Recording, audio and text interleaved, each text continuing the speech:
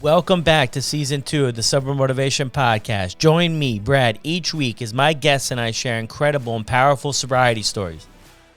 We are here to show sobriety is possible, one story at a time. Let's go! Daniel Patterson's sobriety journey began on January 1st, 2015, although it wasn't intentionally part of his plan. As the date approached, Daniel recognized that alcohol was not benefiting his life, and he had already embarked on what he referred to as a pre-quit phase. The previous night, which was New Year's Eve, like many others, was filled with alcohol, and it was during breakfast the following morning that Daniel experienced a pivotal moment that set him on a path of honesty and the decision to embrace sobriety. This is the inspiring story of Daniel Patterson, shared on the Sober Motivation Podcast. Sober Buddy is not just an app. It's a community of support that will uplift and inspire you on your journey to recovery. With Sober Buddy, you can complete daily challenges, track your progress, and connect with a network of like-minded individuals who understand what you're going through. You can also plug into the live support groups. I host 3 groups myself each week inside the app. Download the Sober Buddy app today and take control of your sobriety journey. As we say at Sober Buddy, we came as strangers and left as friends. Remember, with Sober Buddy, you're never alone. It's hard to find the motivation to get sober when you're in the trenches of addiction. It's easy to say, I'll stop tomorrow or I'll cut back tonight. What's harder is putting action behind those words. That's why I've teamed up with SoberLink. SoberLink's remote alcohol monitoring system was specifically designed to help in your recovery, not just some breathalyzer you buy at the store. Small enough to fit in your pocket and discreet enough to use in public, SoberLink devices combine facial recognition, tamper detection, and real-time results so friends and family know instantly that you're sober and working towards your recovery goals. Visit soberlink.com/recover to sign up and receive $50 off your device. Are you or a loved one struggling with alcoholism or substance use disorder? Palm Beach Recovery Centers can help. Their inpatient medical detox and residential facility provides personalized treatment to help you get back on track. Their experienced staff is here to support you every step of the way. For more information, visit their website, palmbeachrecoverycenters.com. Welcome back to another episode of the Sober Motivation Podcast. Today we've got Daniel with us. How are you, buddy? I'm doing well. Thanks for having me. I'm excited to be here. Good, man. So happy to have you. So happy we could connect on this. So how we start every show is the same question. What was it like for you growing up? What was it like for me growing up? I would say that is in 2 different seasons. I think early childhood through like 5th grade, 10 years old was great. It was very classic. Grew up out in the middle of nowhere in the country. Older brother, younger brother, real fun and real typical. And then around 11, I started having battles with anxiety and depression, and just peer relationships got really hard for me. And so from middle school through high school was pretty challenging. Although I was a high performer, did well, was straight A student council, varsity sports, all of the things, but wasn't very happy. And started experimenting with drugs and alcohol around, 16 probably. Yeah. Yeah. Wow. I can relate with you. I want to say high school might have been the hardest 4 years of my life. Oh, yeah. Felt completely out of place. I mean, I had the anxiety and the depression. I never at the time when it was going on, I was never able to put words to what was going on or reach out. Yeah, I relate to that so much because I didn't know what to call it, right? I didn't, especially when I was younger, feeling super anxious or just having mental health issues, never knowing what to call it. Didn't call it by its name because I had never seen a clinician. I had never gone to a therapist. I had no idea. I just felt like I felt different. Yeah, no, I'm with you. Oh, for me, it was like always that fight or flight. Like I was in fight or flight 80% of my life, especially in like grade 6, 7, 8, and then through high school. And it was just exhausting. And I had no idea. I just tried to fit in and just be part of the crew. Right. People, and I always felt like I was on the outside looking in with everything, and it was tough. Yeah, So, I relate to that. yeah. So where did you grow up? I know you're in California now. Was it in California? Yeah, I grew up in Northern California, about an hour north of the city, San Francisco, way out on PCH in the middle of nowhere. PCH is the road that goes all the way up the California coast. And yeah, it was about 45 minutes to the first stoplight, that kind of country. No TV, no internet, nothing. So no cell phone service, just real old school, but fun. My parents still live there. So it's nice now to go back and get off the grid. Yeah. Slow things down a bit. That's correct, especially these days. Even more so these days. So you mentioned there at 16, you started to experiment with drugs and alcohol. What did that look like for you? How did that all come about?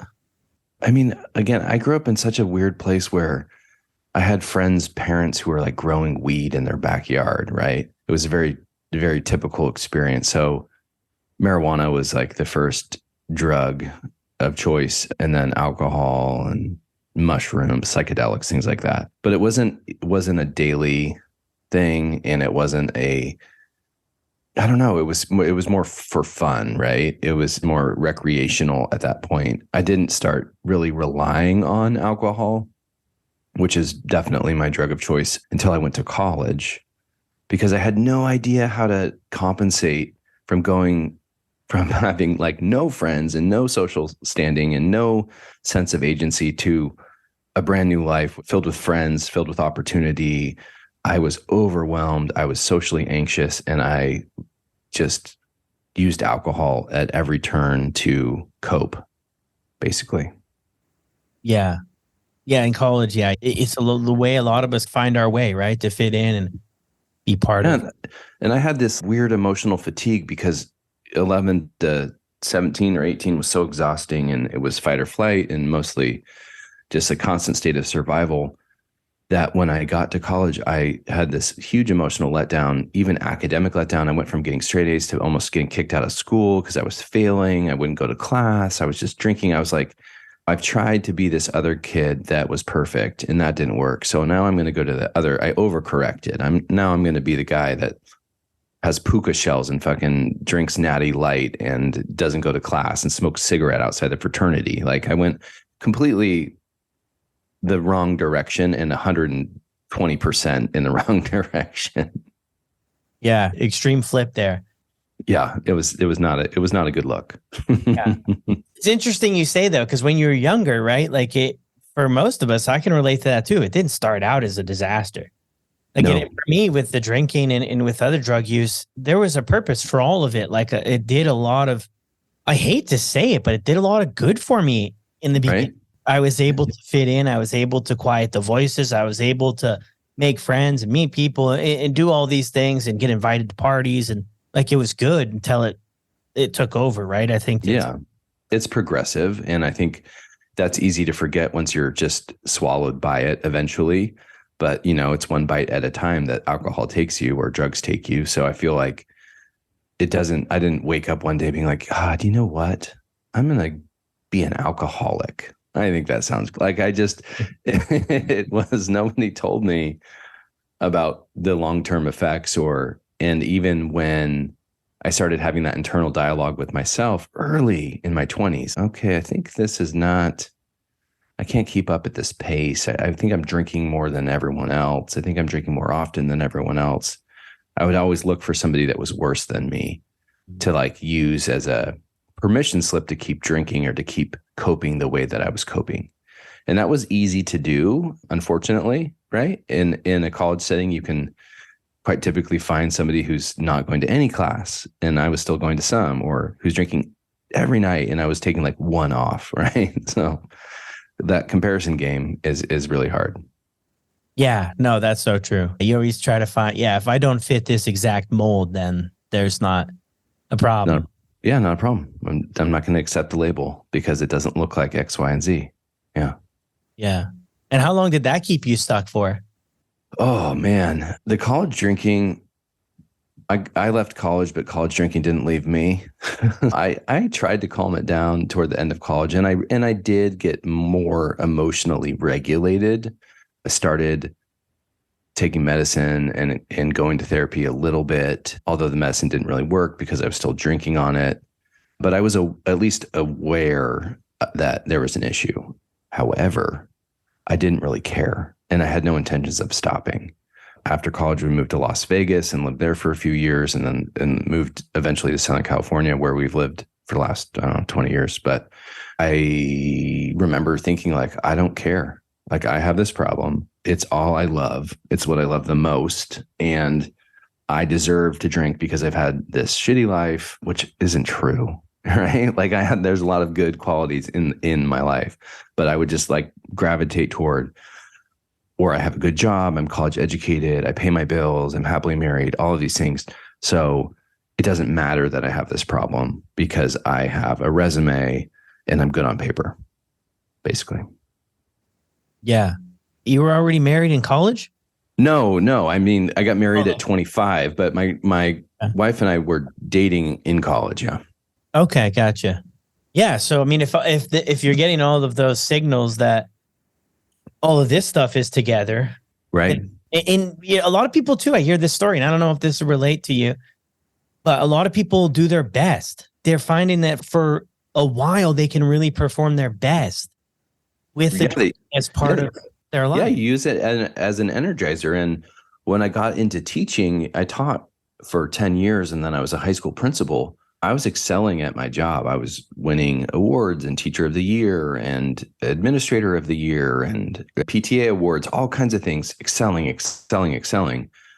But it was definitely like living two lives, because then I would come home and all I wanted to do was drink, to not think about anything, to not be stressed. Although ultimately that just made me more stressed and more depressed, and, took me to a really, really dark place. Yeah. So you were a principal. How did you? Yes. how was that being a teacher? What grades were you teaching and all that stuff? I mean, I've taught grades 6 through 12 in my career, but I was working as a English teacher, mostly 7th grade and 10th grade, because it was a 7 through 12, like a middle school and a high school that were attached. And I loved it. And then I became a varsity tennis coach, a student council director, and then the high school assistant principal. But I got sober earlier in my, I guess, halfway through being an administrator. So I had 2 years while I was drinking, while being a principal, and 2 years while I was sober. Yeah. So when did you get sober? New Year's Day, 2015.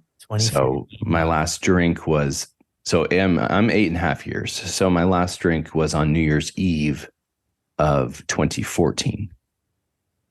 Wow. And I didn't have a plan. I had not planned to stop drinking on New Year's Day. I had been trying to, what I call, land the plane for several years. I wanted to stop at this point, or I don't know if I wanted to stop, but I knew I needed to stop. I was finally accepting that was my responsibility, or I could see the writing on the wall. And so I was like, if I don't stop, I think I could play the tape out and see what was going to happen. So it had been in the realm of possibility, although it felt impossible. But I woke up on New Year's Day and I went out to breakfast with my wife and my daughter, who was 3, and another couple. And we were in a diner, and I was having auditory hallucinations. So that broke me. That was the beginning. That was the beginning of the end. And I have not had a drink since then. Had you experienced that before, or that was the first time? That was the first time. Yeah. I was in the restaurant, and it was just felt like so loud and so steamy and hot and eggy and like clinky, and just, I felt like I was huge and everyone else was tiny. So I actually went out to my car. I had to leave breakfast, go out to my car, turn on the air conditioning. And then that is when I was having the hallucinations in the car. When I was by myself, I was hearing voice. It never happened before, and it has not happened since, but it happened, and it was what I needed to scare me enough to then go to the doctor. I went to urgent care because it was a holiday. So my regular doctor wasn't open. And then I went to see my regular doctor right after that, as soon as I could, and got on some medicine and came up with a plan to like, that was the first time I had squared up. I had to square up with my doctor because I was hearing things and I was horrified. So I couldn't just be like, I'm just here for a checkup, which is what I would always normally do. This time I went in strictly for, I'm quitting drinking and this is what happened and I need help. But even then, I didn't really want to. I was like, I'll just take a month off. But here we are. Yeah, here we are 8.5 years later. That's incredible. I want to just back up for a little bit. You had mentioned too about you were thinking about quitting and the writing was on the wall. What got you to that place to where you were able to break through the barrier of denial, I guess, of, hey, I might have to look at, like, what kind of got you there? Did somebody say anything too? I'm wondering that. Did anybody? Well, I mean, my wife obviously was, or not obviously, but my wife was all over me. She could see what an unhealthy relationship I had. In a lot of work and reflection, both pre-quitting, like I went to my therapist, Jessica, I call it to pre-quit. I started talking with her about my problems with alcohol, and she really wanted me to go back and kind of work through the trauma in chronological order from to present date. That way we did all the dishes and put them away, and it was eliminating a lot of the excuses to drink, right? Because I'm acknowledging these things. I'm facing these thoughts that I was trying to drink away. So then with that process, it made it easier to take 5 days off, 6 days off, 7 days off, right? And then inevitably I would go on a bender and then get just like super drunk for several days or be really good. I was good about not drinking at work. I didn't drink at work because I was so horrified of being an educator and drinking on the job. I just did not want to be arrested. So I like had the fear because I had seen, as a principal, I had to confront teachers who were drunk on the job. Like I knew what would happen. So I was coloring inside the lines there, but the toll that it was taking on my mental health, every time I would take a break and then I would drink, it was like the hangover was worse. The mental depression was worse. The anxiety was worse. It was just the toll it was taking was no longer worth it to me. Yeah, no, I hear you on that. I think it's a good point to kind of hit home too, is the effect on the mental health part of things, right? Because we often hear about these external consequences that happen, right? Impaired driving or going to jail or right. Lost relationships. And I feel like sometimes maybe we miss the boat on the internal, I call it like an internal rock bottom. Correct. Stuff that's going on inside of us that's just destroying us. And it's all fueled, but most of it's fueled by drinking. Like I still have anxiety, but I have a lot less anxiety not drinking. Oh yeah, it's so much easier to manage. And I didn't have I did hallucinate, right? So I guess can be sort of a rock bottom, but I also say often on TikTok, and people don't like it always, but that rock bottom is a myth because rock bottom is what we've been spoon fed by big alcohol and by society in general, to keep drinking when you make bad choices, to keep drinking when you don't feel well, because you have not been arrested. You have not, got pulled over for drunk driving. You haven't gotten to a huge fight or something at a bar. They want these big ticket items. And if you haven't done those big ticket items, you're good. Mm-hmm. But I hadn't done any of those big ticket items and I was not good. I was feeling suicidal and so depressed, and because I was literally poisoning my body and my brain every single day for 15 to 17 years, I guess. Almost 20 years. Yeah. Yeah. No, I love the way you put that. Yeah. If you don't check these boxes, then you're good. You're good. If nothing's major, you just look forward, go back to. Yeah. And even now it's weirder when people don't drink than if they do drink, right? Which is backwards. And I remember thinking people that didn't drink, just looking at them and being like, what a loser. What a boring person you are. You've just settled for this half life. Just, I don't know. And now I'm so content with that life. I'm so content with that freedom and quote unquote boredom, which I call peace. Like I welcome the peace. You might call it boredom. I call it peace. And I'm so happy and grateful to be on this side of the mountain. right? And have been able to maintain this amount of time. Yeah, no, that's beautiful. I'm wondering too, while my dog is barking in the background, this must be a delivery driver here upstairs. But I'm wondering too, how were you able to get over that? But your perception of people who didn't drink, right? Because a lot of people are right there, right? Like, you talk to a lot of people. I talk to a lot of people. They're right there. The fun is out the window once I commit or decide not to drink. How were you able to move past that? Well, you have a time. There's no workaround, and that's the brutal truth. And that's why before I'm on the run that I'm on now, the longest I ever went was about 2 weeks without drinking for that reason.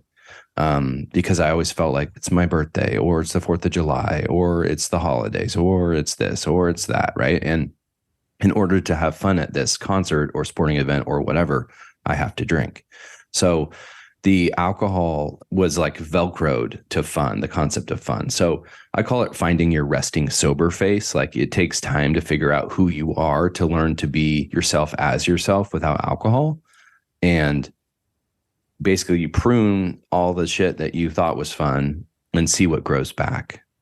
And sometimes, like for me, I was really afraid I could never go to a concert again. That would not be fun. Those are fun. I love them. I go all the time.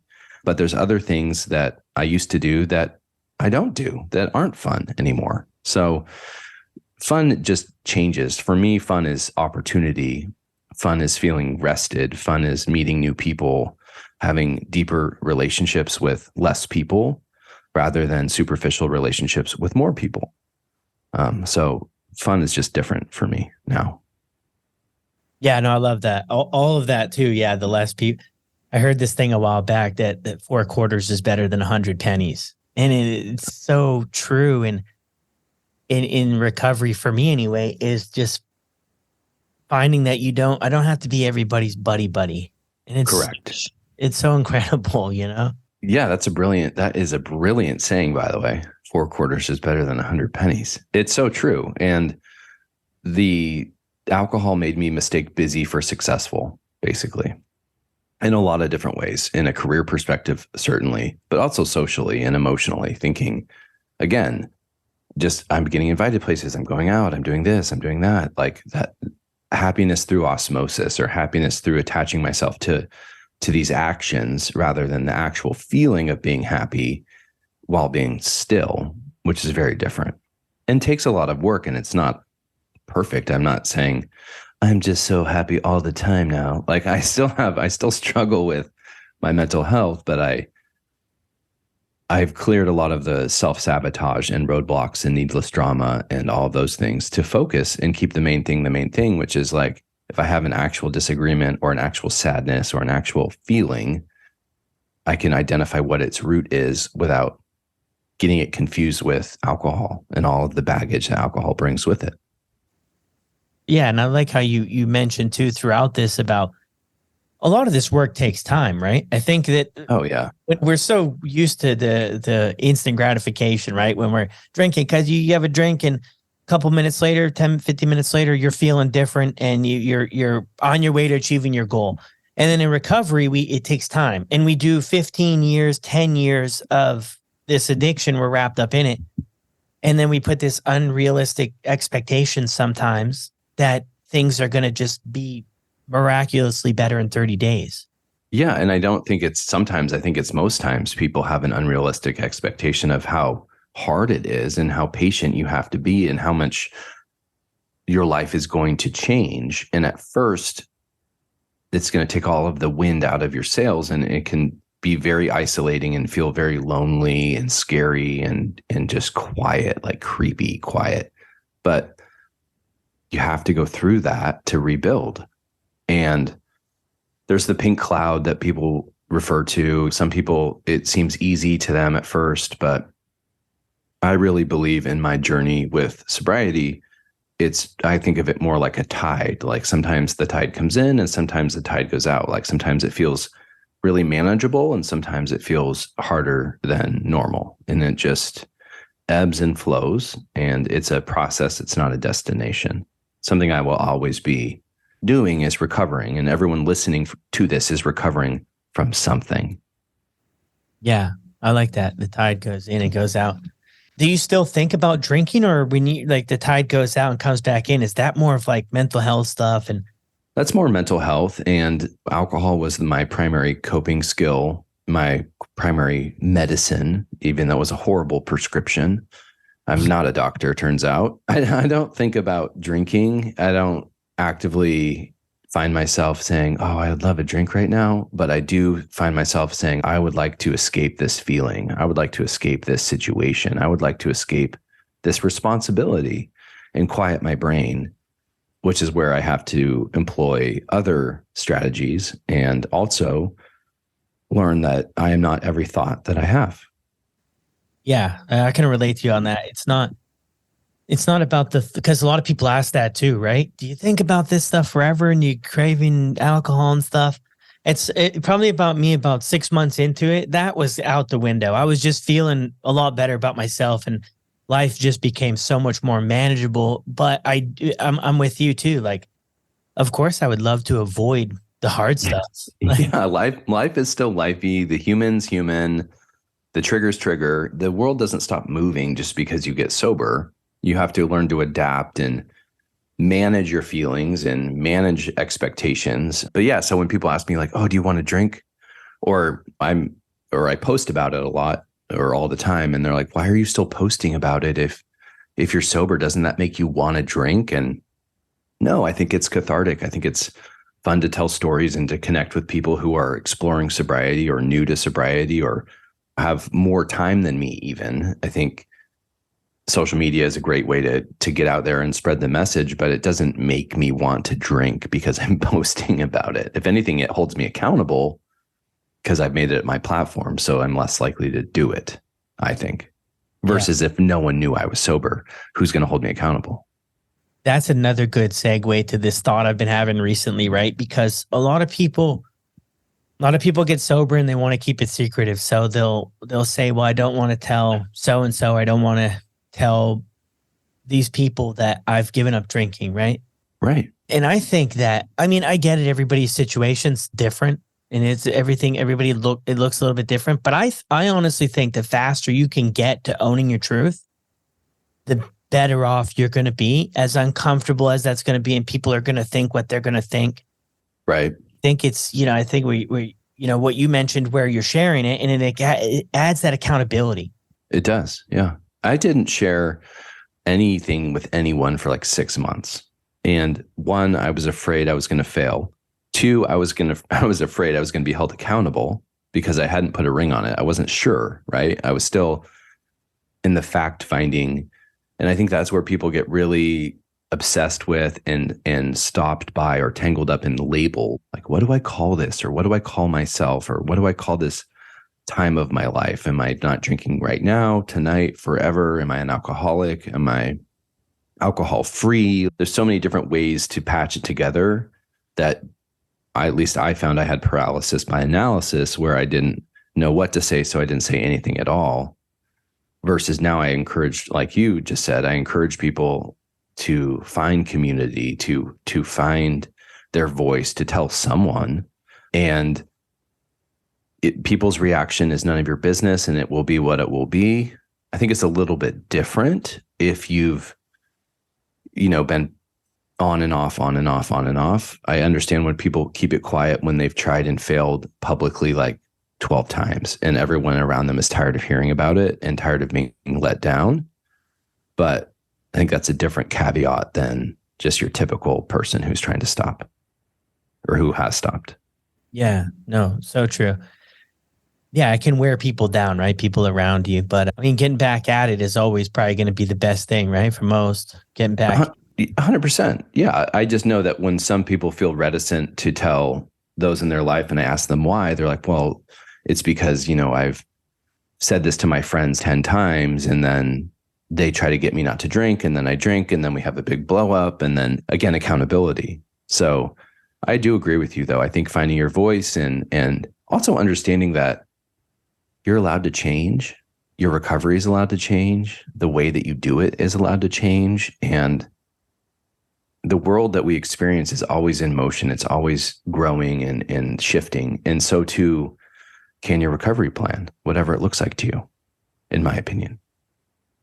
Yeah, no, of course. Yeah, I mean, everything's fluid, right? You mentioned too before what you do different things now for enjoyment, for fun in your Right. life. What are some of those things, hobbies that you've picked up or that you plug into? That's a funny question because I would always pretend I had hobbies when I was drinking. People would ask me like, what do you like to do? And I would rattle off a bunch of stuff. Right. But those either things I didn't do or I only did when I was drunk. But I really do enjoy playing tennis. I'm very into Wim Hof, like breath work and ice baths. I love social media and posting and creating content. So I do that as a hobby. I have 3 kids and I'm married. So I don't have that much time for hobbies. I would love to have more, but really just my presence is just like the clarity is the blessing and what I love the most. And being able to hop on here and work on my company and just do wherever it takes me today is what I love to do, because I worked for 14 years in a very traditional work setting.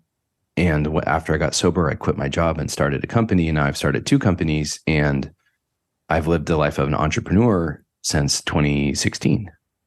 So that's also been a huge hobby, is creativity. Yeah. No, that's incredible, right? To fill the soul, man, with all the different stuff. And what you do too is incredible. The videos and everything you do is, Thank you. It really seems to move people. I mean, you're extremely vulnerable with a lot of the stuff you do. Yeah, it can be different. Not everyone is gracious, but for me, it comes with the territory. Although I do block and bless a lot because I'm not on there for the drama, and I'm not on there to convince Roger from wherever that he doesn't or does have a drinking problem. I just share my experience and what has worked for me and tell stories. And if it resonates, it resonates. If it doesn't, okay. That's why the internet has literally millions of people on it.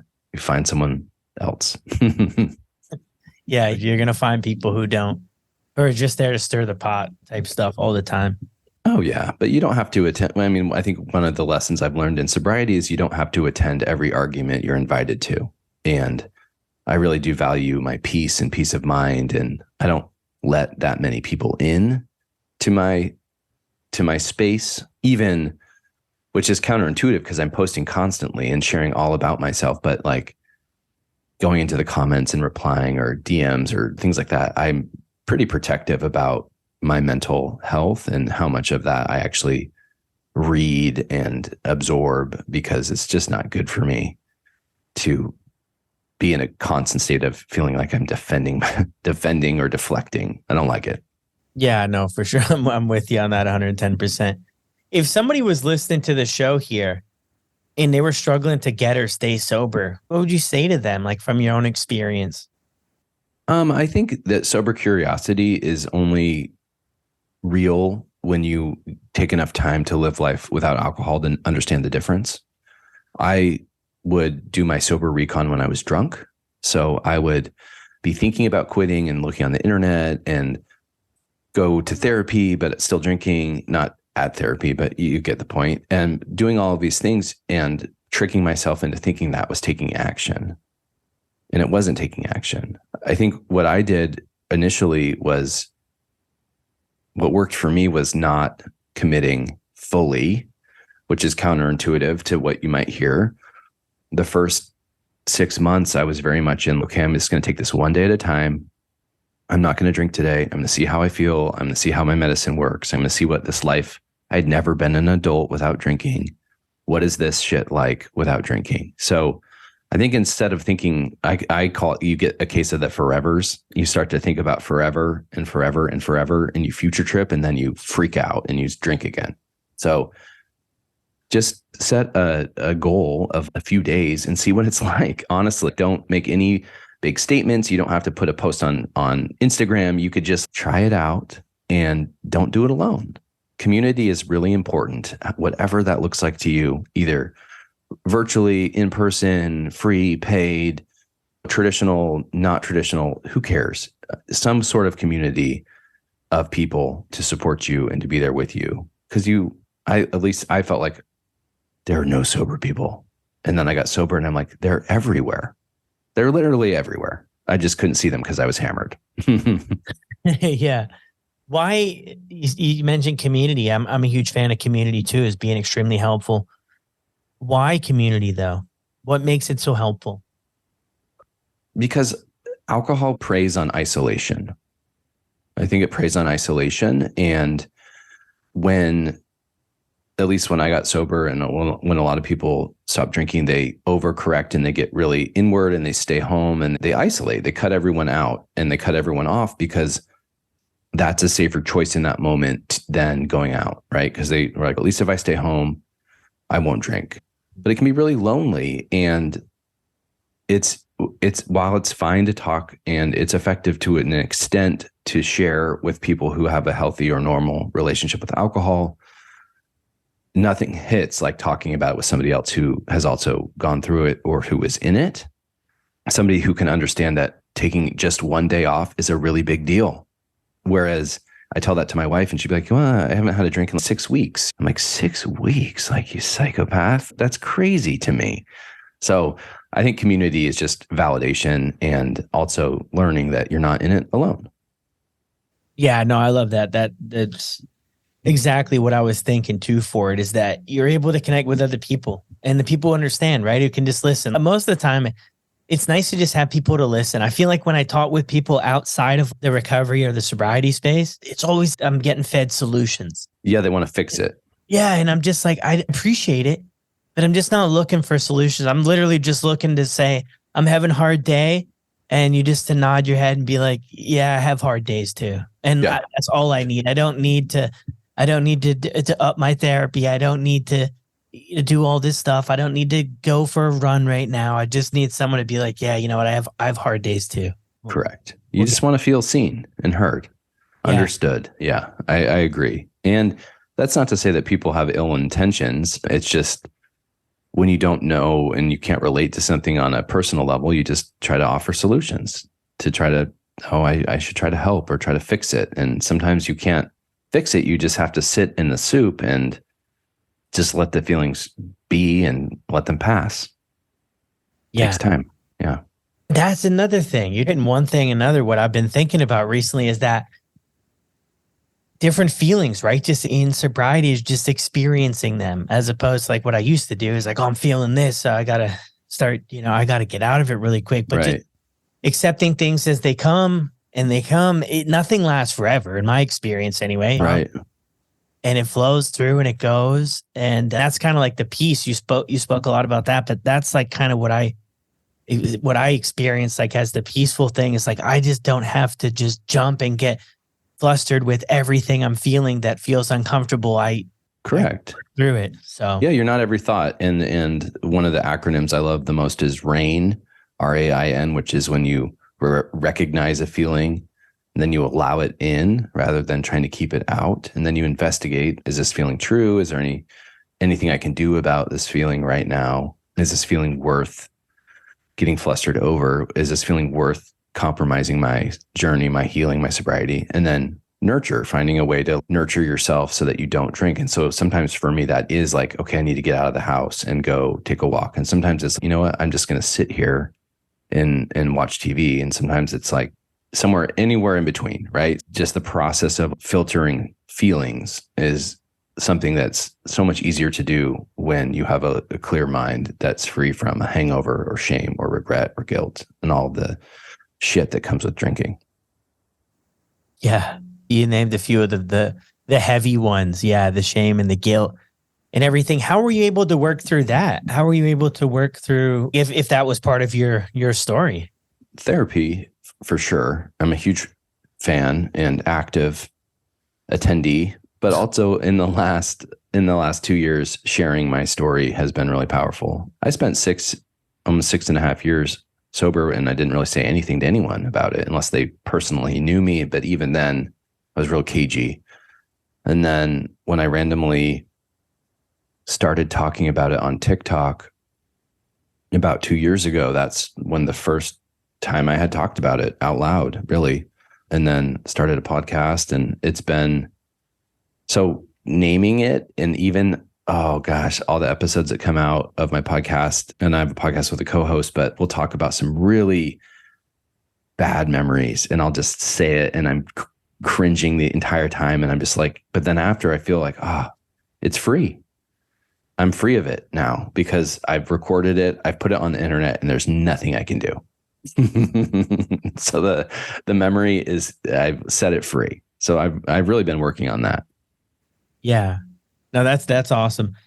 Talking about the TikTok and where you decide to share your story, how do so you go through 6 years with sharing it with minimal people, and Right. then you jump on TikTok. I mean, how does that happen? When I started TikTok, also, I didn't start my TikTok channel with the intention of talking about sobriety. So I had always on Instagram, always been in Facebook or whatever, social media, let's call it, had always focused on education. Because as a professional, what I do is focus on adolescent mental health and substance use disorder.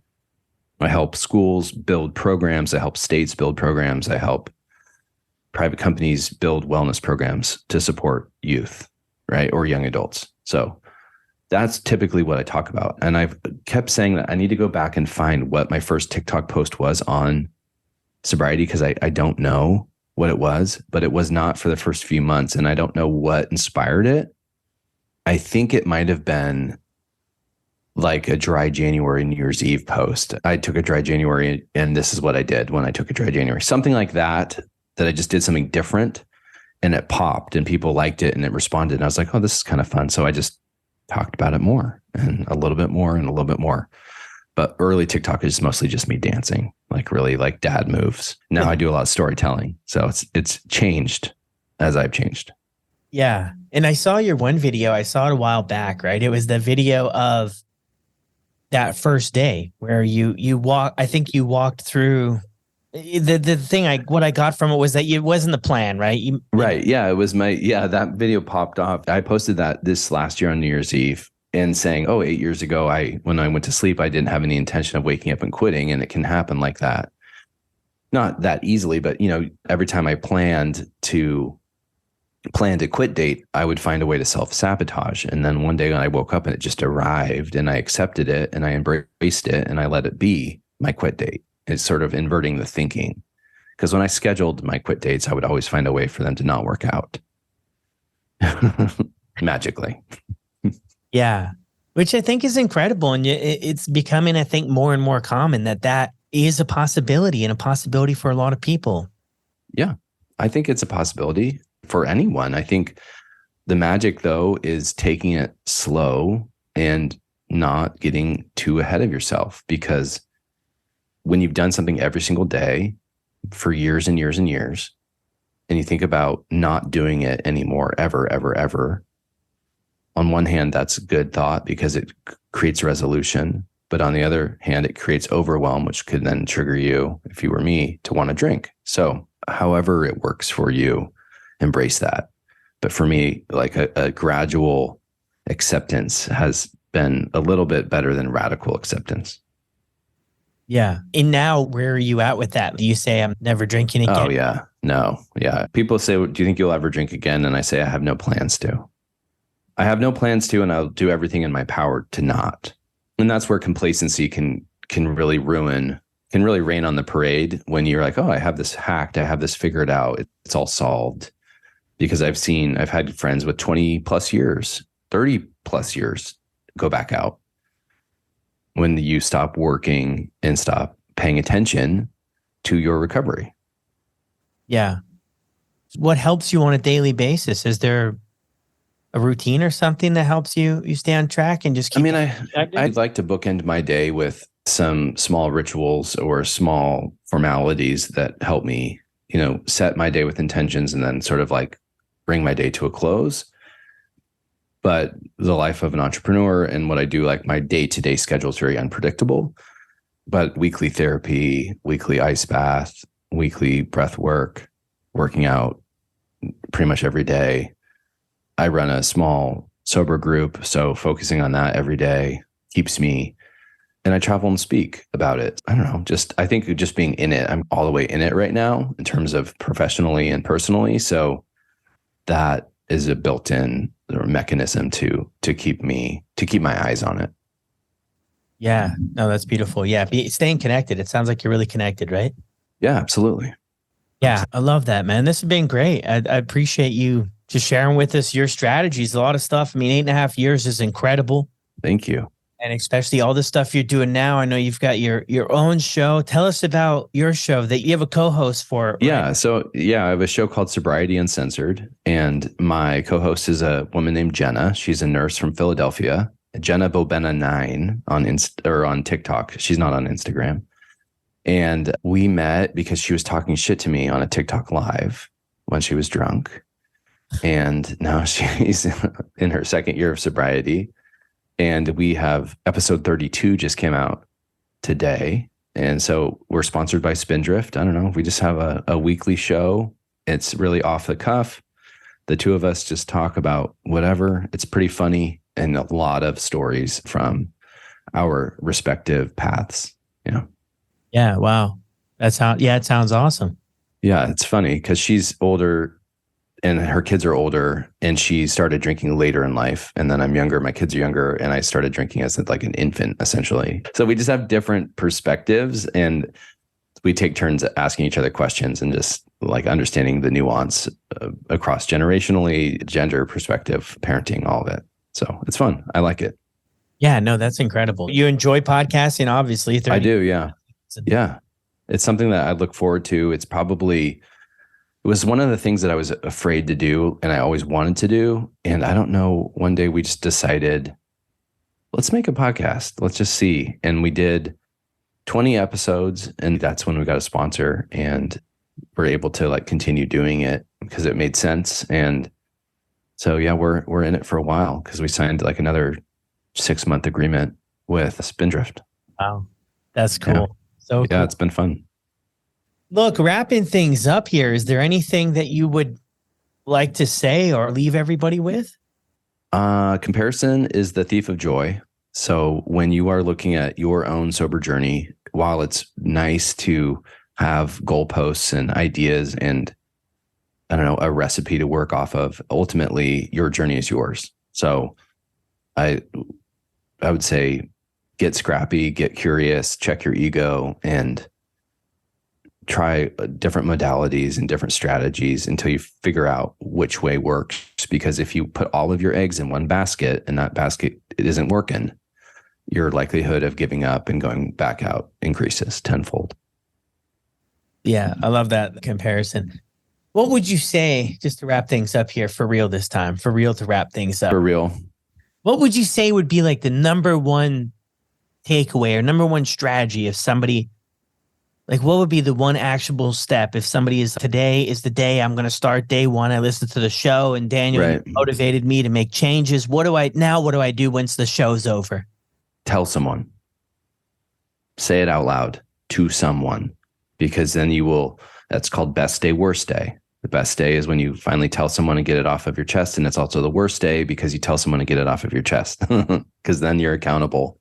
So tell someone. You don't have to make a post. You don't have to go viral. You don't have to go public, but tell someone, anyone. Could be the clerk at the grocery store. I don't care who it is. Tell someone. Yeah, no, that's incredible. Yeah, I think you mentioned in your story, I forget the exact moment it was. Well, you had mentioned when you started to share your story on TikTok. Right. When you did it, you felt a certain way about it. Right. Yeah. There's power in it. There's power in it. If you don't control the narrative, it controls you. So if you want to make a decision, I say decision before provision. Like you're not sure how it's going to work out, how it's going to end up, what it's going to be like, but you can at least express that desire to change or commitment to want to change to somebody else to help cement it into the universe and to get you energetically moving in the right direction, even if it doesn't resolve itself in that day, which probably won't. Yeah. Yeah. How can someone find you if they're looking for you out there? You can follow me at Patterson Perspective on Instagram and on TikTok. And I have a website called sobertunity.com. Awesome. Yeah. Thank you so much. Yes. Well, everyone, another incredible episode. So grateful for Daniel to come on here. He's pretty busy these days with everything he's got going on. I know that story is going to hit home for a lot of people. I really do. There's a lot more stories I'm hearing about people just waking up one day. The night before wasn't even necessarily a bad night or a rock bottom night, and they're waking up one day and something's happening. Something's happening, and that's becoming their first day sober. And then they're doing it for a long time. I hope that's motivating in a sense to be that you don't have to be at a rock bottom. You don't have to lose a ton of stuff. You don't have to be in this really difficult spot to get out of. You can really shut this thing down at any time. Look, everyone, be sure to reach out to Dan on Instagram and send him your love, as all of you are so incredible at. And hope you're enjoying the show. And if you are, please, please, please jump on there and leave a review. Let everybody know what you think of the show. And as always, I appreciate you. And